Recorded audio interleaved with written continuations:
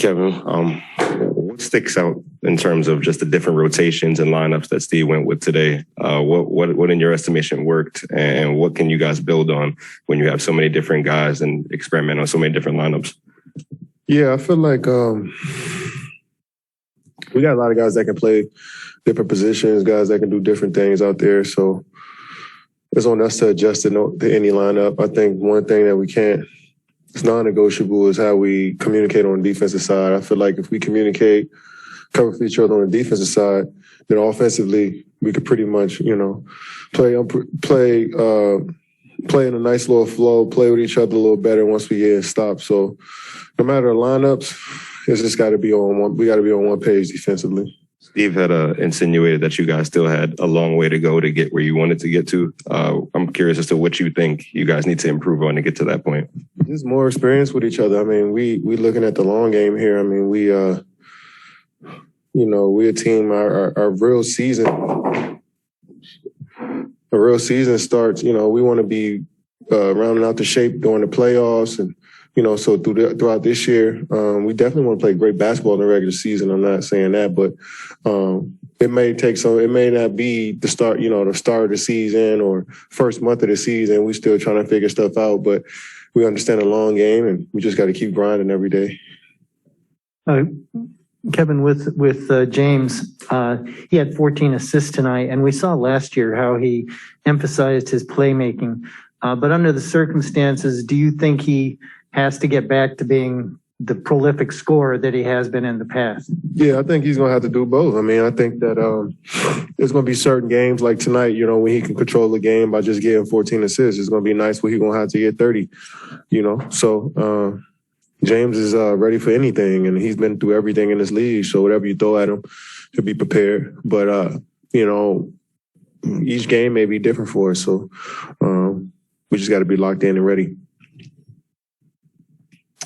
Hey, Kevin. Since you mentioned James, this is twofold. One, I'm just curious how you see this team having to play differently, presuming that Kai is not here for the long haul. He could walk through the door tomorrow. But assuming that he's not here, how do you see this team having to go about their business a little bit differently? And as it regards to James, do you sense him a pretty quiet locker room. Do you sense him maybe being a little bit more of a leader vocally, especially if Kai's not around? I feel, when you're losing somebody like Kyrie Irving, it's hard to, on the fly, just figure out where you're going to get that production from. So I think over time, we're going to start to figure out which guys going to step up and play and fill that void of, those minutes, those shots, those opportunities. I think we'll do it as a collective. But as far as leadership in the locker room and James being vocal, everybody has good dialogue. Steve is, the main voice. Coaches do a great job. So I think we all are in conversation about what we need to do and how we feel about the game. So I feel like everybody will help in that area as far as leadership. Kevin, I got two for you. Just first on Nick. He had that hot start for you guys, and defensively just kind of seemed everywhere. I'm curious what you thought of his game tonight. Yeah, we're going to need him to play with that energy. Having LaMarcus, who's throw it in the back to the basket big, Paul back to the basket big, and then we got somebody that can fly down the lane, catch lobs, just be athletic. We need that from him, especially playing with James, who's looking up, trying to make those passes. And tonight he was phenomenal, getting to the rim, guarding guys on the perimeter, blocking shots at the rim. So we're going to need that from him every night, and we expect that out of him. This is his third year in the league, so, it's another level he wants to step up into, and we're expecting that from him. And then just, have you spoken to Kyrie since Tuesday's news? No, I haven't. Hey, Kevin. Joe Varden from The Athletic. Good to see you again. Be back with you. You came to Brooklyn, at least in part, to play with Kyrie. Now, who knows? So I guess the first question is, now that this has happened and the Nets have said that he can't play part-time, what is your reaction or your feeling about that? I definitely want Kyrie to be around. I wish none of this stuff would happen, but, this is the situation that we're in. And, Kyrie made his decision on what he wanted to do. He chose to do what he wanted to do, and the team did the same. And, you know, this is on me to just focus on me and do my job, you know, and I let those two parties handle that situation. So, you know, I want our whole team together. I want us to be at full strength, but sometimes it don't work out that way. But I'm still positive that things will work out in the best for both parties. And you've said, I mean, you have said tonight that you guys are going to have to try to figure out how to make up for the production. And that's probably going to fall somewhat on your shoulders. I mean, you're a prolific scorer, but you're going to have to do more than you would have to do if he was here. And I'm just wondering what you feel about that part of it. I know you guys have talked about how it's a personal decision and whatnot, but now this actually affects you and the Brooklyn Nets in a way that doesn't have to be. So I guess to play devil's advocate, you know, why aren't you guys upset? Well, you know what I mean. Yeah, I guess why aren't you upset?